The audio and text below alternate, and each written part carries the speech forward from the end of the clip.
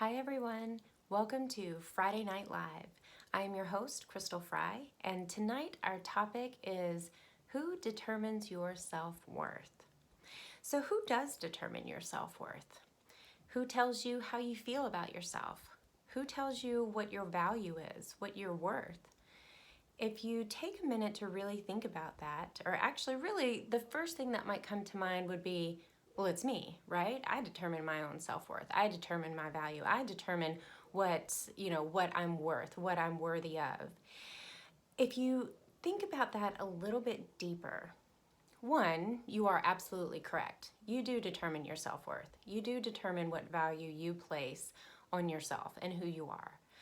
But I want you to think about who's influencing your idea of your self-worth.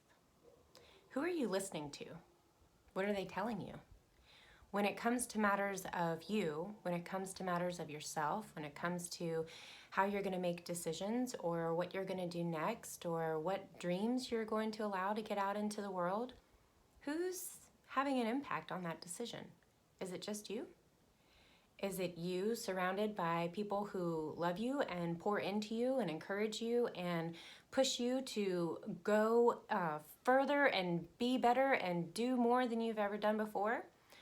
Or when you share those things with people, are you sharing them with people who maybe kind of tell you that you can't do it? Or who make you feel like, you're crazy for having that idea? Or who are supportive, kind of, sort of. Like, oh yeah, that's great. You ever watch people's facial expressions when they talk to you and you're having a discussion about something new and exciting and something that you really want to go for, and their mouth is telling you to do it and their face is telling you that you've lost your mind and grown two more heads while you've been having the conversation?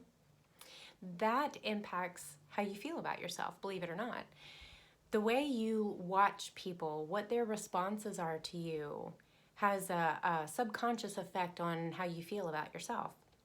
So when you are thinking about these kind of things and when you're talking about these new things, different things, if you ever want to make changes or anything like that, gosh, even if you want to cut your hair, something as simple as that. If you want to change your makeup style, or you want to, go and see someone about how to dress for your body type, or anything like that. It doesn't even have to be something big and monumental.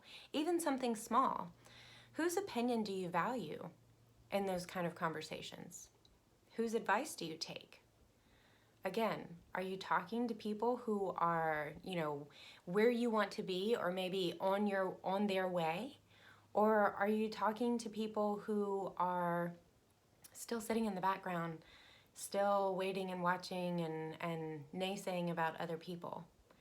Who you're surrounding yourself with has a direct impact on how you view yourself, which then has a direct impact on who's determining your self-worth.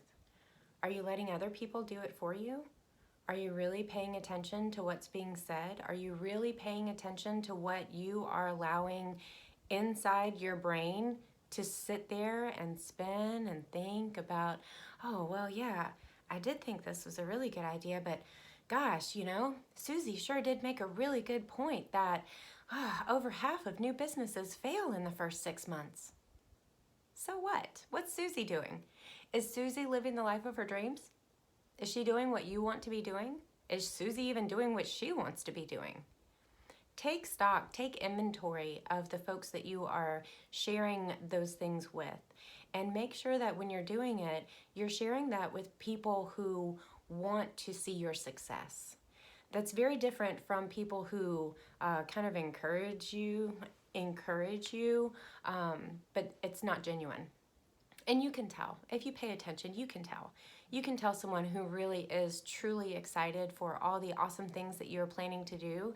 And you can tell someone who is cheering for you on the sidelines and waiting for you to fall on your face. You can tell. Just pay attention. So, as I said, other people's opinions really can have a profound impact on how you value yourself. And so what I want you to, again, as you're thinking about who you're sharing that with, I want you to also pay very close attention to what you are saying to yourself when you have those thoughts or those conversations.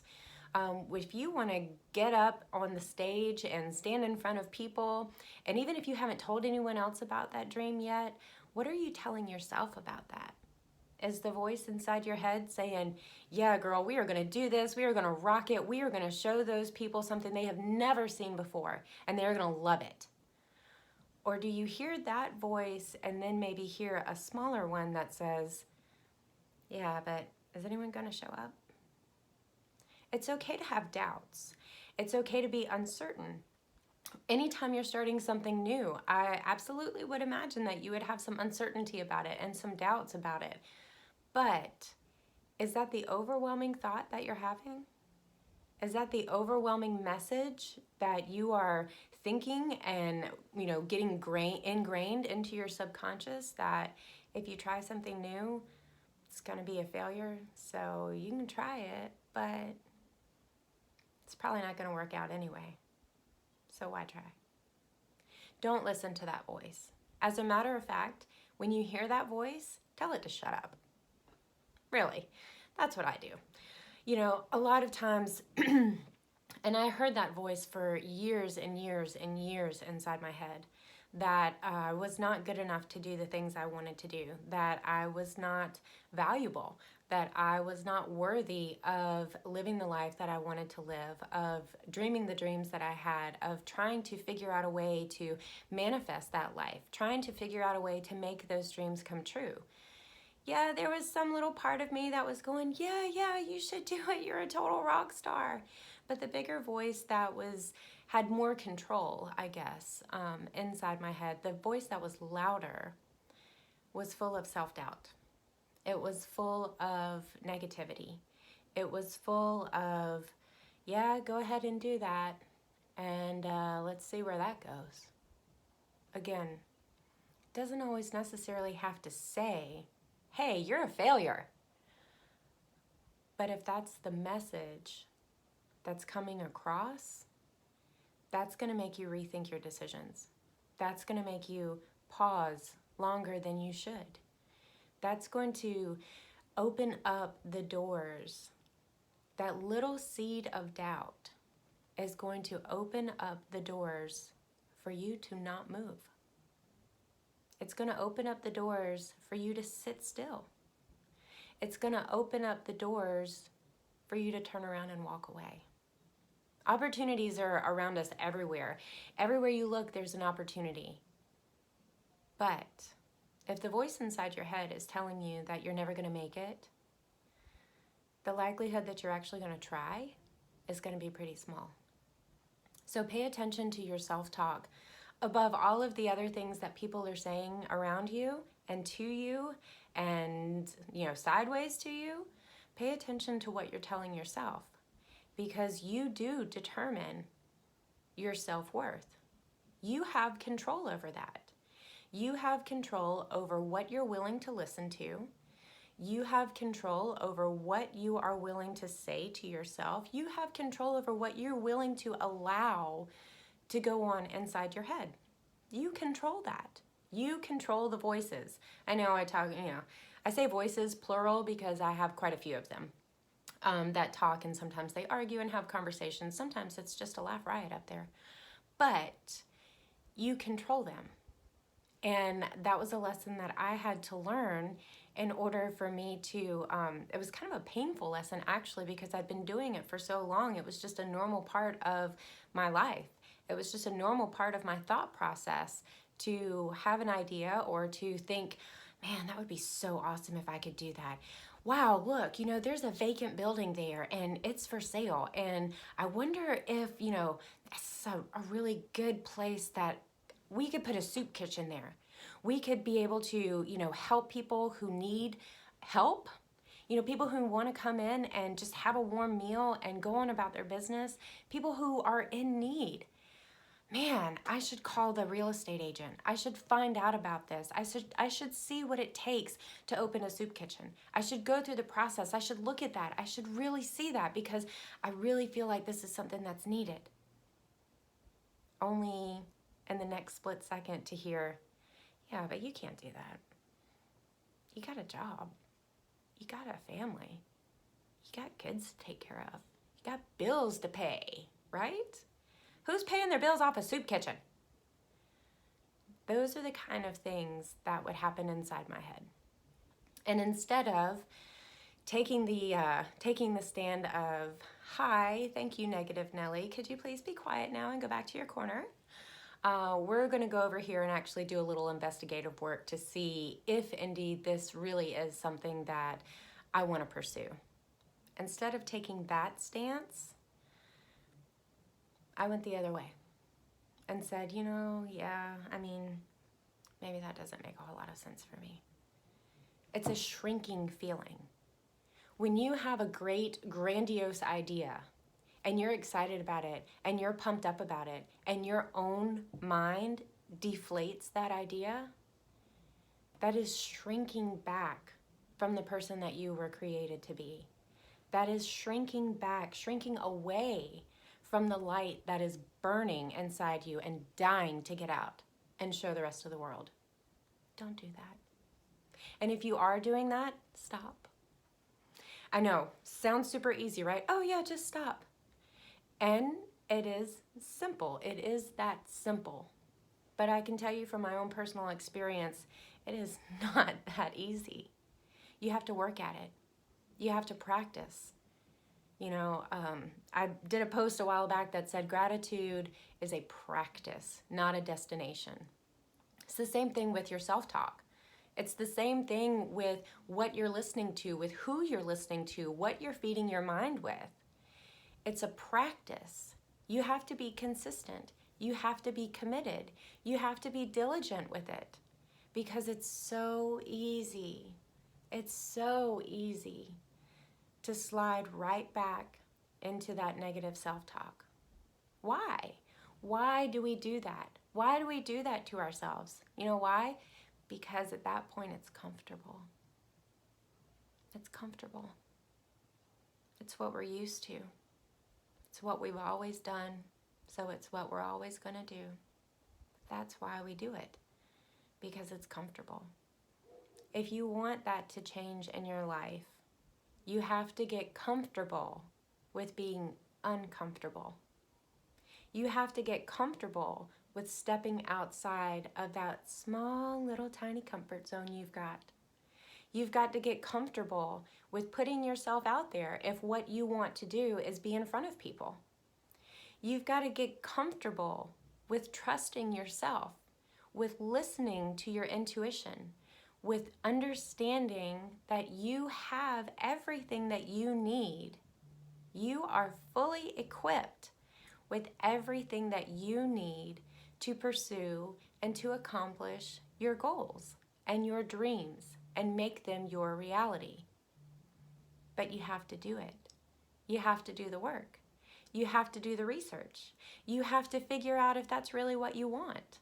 And if it is, you have to go for it.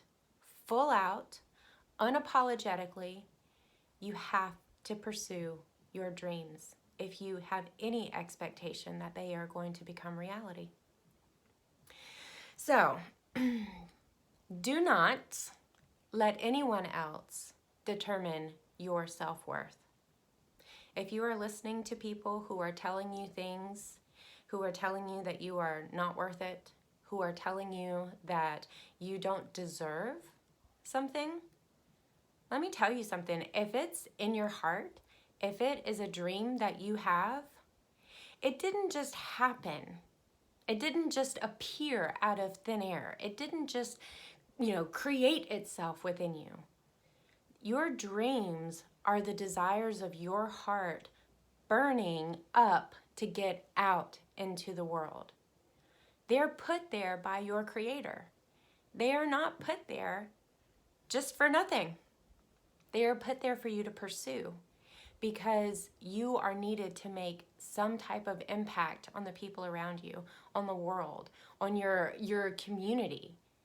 Whatever that dream, whatever that passion, whatever that goal is that you are working towards, it's not there just because you made it up. It's there for you to pursue with passion. It's there for you to pursue so that you can shine your light. When you shine your light, you give other people permission to shine theirs. How awesome is that? We live in a dark world, guys. Seriously. It's dark. You looked outside? You looked around, what's going on? What you see in the news? I honestly try really hard not to watch the news because I don't need that kind of negativity in my life. Really. A lot of it I don't impact in any way, shape, or form. And there is quite a bit of it that doesn't actually impact me. So why am I going to waste my time watching people argue on the television about things that are not impactful to me? Now, there are things that do impact me. There are things that impact us all. And yes, it is wise to pay attention to what's going on, but pay attention to the facts. Don't get dragged into all of the back and forth that's going on. Love yourself. And your self-worth will go through the roof. Honestly, it all really stems from the ability to love yourself and love yourself well. That is what is going to help determine your self-worth. Don't let anyone else do it for you. Don't let anyone else tell you that you can't do something. Don't let anyone else tell you that your dreams are foolish. Don't let anyone else tell you, and I'm talking about anyone. I mean your partner, your spouse, your mom, your dad, your brother, your sister, your best friend from grade school, who's been your bestie since you guys were 4 years old. If she's telling you that you can't accomplish something in any way, shape, or form, don't listen. Don't listen.